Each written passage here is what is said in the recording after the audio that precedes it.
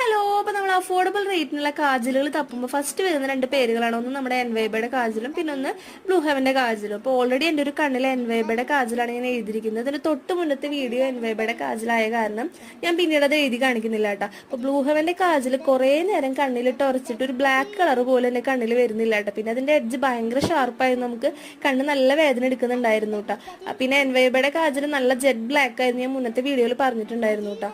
അപ്പൊ ഞാൻ ജസ്റ്റ് ഒന്ന് എൻ്റെ കയ്യിലും കൂടി ഒന്ന് വരച്ച് കാണിക്കാന്ന് വിചാരിച്ചു കേട്ടോ. അപ്പൊ ബ്ലൂ ഹെവന്റെ കാജല് ഒരു ബ്ലാക്ക് കളറിന്റെ ലൈറ്റ് ഷെയ്ഡാണ് കേട്ടോ. നല്ല ഡാർക്കായിട്ട് അത്രയും അമർത്തി വരച്ചാലാണ് ഒരു ബ്ലാക്ക് കളർ വരുന്നത്. പക്ഷെ അത്രയും ഫോഴ്സിൽ നമുക്ക് നമ്മുടെ കണ്ണിൽ വരയ്ക്കാൻ പറ്റില്ല, ഭയങ്കര പെയിൻ എടുക്കും കേട്ടോ. പിന്നെ എൻവൈബയുടെ കാജല് ഭയങ്കര സോഫ്റ്റ് ആണ്, നമുക്കൊന്ന് അമർത്തി വരയ്ക്കുമ്പോഴേക്കും പെട്ടെന്ന് അത് പൊട്ടി പോവാണ് കേട്ടോ.